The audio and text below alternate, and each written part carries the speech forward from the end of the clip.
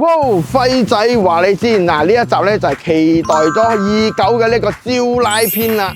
嗱，身為一個招拉人，冇理由唔講呢個招拉篇噶嘛。所以今集我就會同你講下呢個招拉嘅點點滴滴啦。咁啊，首先就講下呢個招拉嘅歷史啦。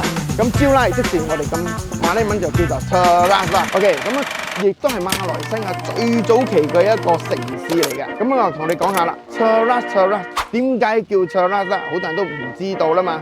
其實講翻起點解叫 Cheras 就係講以前最早期咧，其實 Cheras 區呢度嗰啲就比較多係唐人嚟嘅，就種植呢一叫做稻米生意嘅，就專種稻米。咁稻米馬來文又叫咩咧？就叫做呢一個 beras 啦。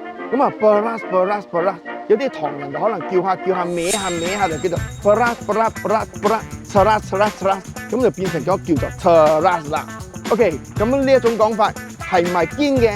我就唔清楚啦嚇，咁啊仲有另外一種講法咧，就比較係有故事性啲，就話曾經咧喺呢個 Cheras 嘅一個湖裏邊咧，又浮現咗一個好神奇、好大嚿嘅呢個叫做神木啊！咁呢個神木咧，咁馬來文就叫做咩咧？係就叫做 Cheras。咁啊 Cheras， 啲唐人就叫下，又變成講叫做 Cheras。咁啊久而久之就變成咗今日我哋所講嘅 Cheras 啦。咁啊如果係唔係嘅？你又知道嘅，你可以同我講，可以以下呢度留言下。咁樣我哋就繼續講翻第二段故事噶啦喎。嗱，咁啊第二段故事咧就翻呢一個二戰時期啦。哇！你睇啲飛機係咁飛過啲飛彈，唔好炸中我啊！等我講埋先啊。OK， 咁啊嚟到呢個二戰時代嚟講咧，招拉咧就其實係屬於呢一個被稱為黑區啊。因為點解咧？因為到嗰陣時咧會有好多馬共啦，應該就係叫做呢個馬來西亞嘅共產黨啊，所以叫做馬共啦。同埋呢個居民咧，就俾佢哋管過去呢一個第二個區，被逼搬遷，唔可以俾佢哋聚集喺呢個招拉啦。咁啊，直至到呢一個戰敗之後咧，咁嗰啲唐人啊、馬共啊、居民咧又翻嚟招拉啦。哦，我哋終於可以翻嚟招拉啦。點知嚟到呢個50年代咧，呢個英國殖民地咧又唔想呢個馬來西亞嘅共產黨，即係馬共咧，就喺度可能係阻頭阻勢咁樣咧，又管嗰啲居民咧一次過管晒喺呢個增江區。咁啊，直至到馬來西亞中呢個莫迪加之後咧。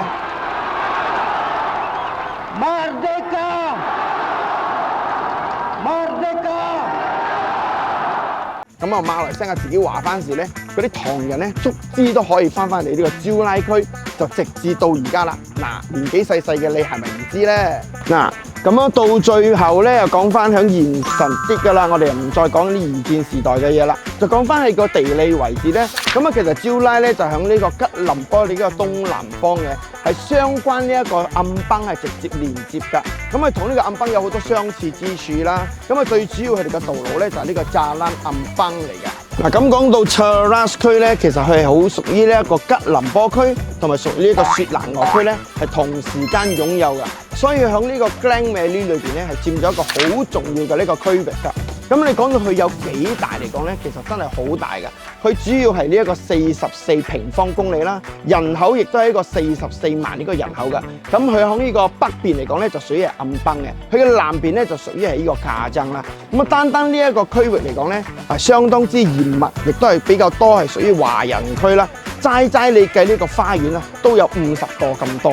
嗱，咁 Cheras 咧主要嘅呢個房屋咧，就係呢一個排屋啊、condo 啊、店頭啦，咁啊，早期咧招拉嘅呢一個花園住宅區咧，其實最多咧就係呢一個寶敦花園啦。咁而家就叫做呢個Taman Mira啦。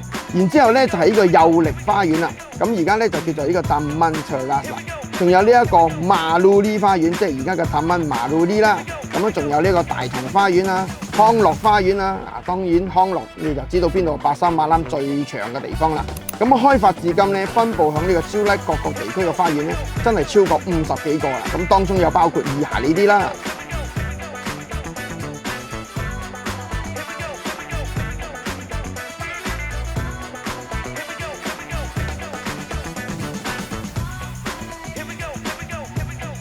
嗱，咁作為招拉啦，最早嘅呢個商業中心啦，就係俗稱路街場啦。咁即係咩咧？就係Pudu啦。咁當時呢個Pudu嘅路街場係相當之繁忙同埋興旺嘅。咁啊，而講到佢嘅地方政府嚟講咧，就係呢個DBKL啦、MPKJ 啦，同埋呢個MPAJ 嘅。